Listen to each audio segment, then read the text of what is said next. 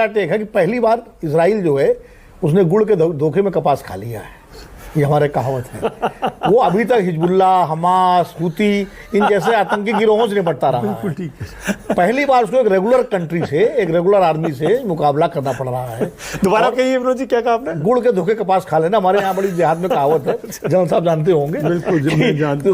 तो ये मतलब इजराइल ने, मुझे लगता है ये प्रोवोकेशन इजराइल ने जो किया है, और इसीलिए अब जो इजराइल की है, देखिए ये बात सही है, मैं जनरल बख्शी से सहमत हूं कि पहले दौर में इजराइल हावी हो गया तेहरान पर, ईरान पर, लेकिन उसके बाद अब इजराइल को पता लग रहा, पहली बार इजराइल में इतनी तबाही हुई है किसी लड़ाई में कि तेल अवीव, हाइफा, उसके सारे तमाम शहर जो है मिसाइलों की जद में आए हैं, उसका एयर डिफेंस सिस्टम डिस्टर्ब हो गया है। तो ये अब, और इसीलिए आज जो खामेनी साहब का जो स्टेटमेंट आया जिसमें वो कह रहे हैं कि अभी हम युद्ध विराम के लिए तैयार नहीं है, इजराइल कमजोर है, अगर उसको हमने समय दे दिया तो फिर मजबूत हो जाएगा। इसलिए मतलब अगर वो बोल रहे हैं तो उसके पीछे वो सारा फीडबैक है।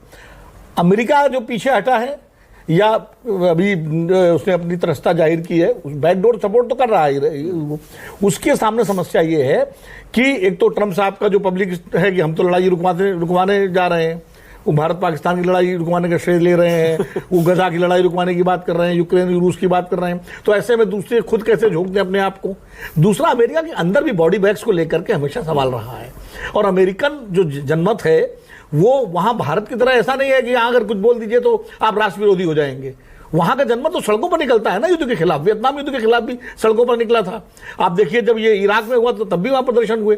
तो अमेरिका का जनमत, और रिपब्लिकन्स में भी इस समय, आज मैं पढ़ रहा था कि अखबार की रिपोर्ट थी कि इवन रिपब्लिकन्स में जो कॉकस है, जो बड़ा स्ट्रॉन्ग जो सपोर्टर है, वो इस फेवर में नहीं है कि अमेरिका जो है इजराइल के साथ जो है इस लड़ाई में सीधे कूदे।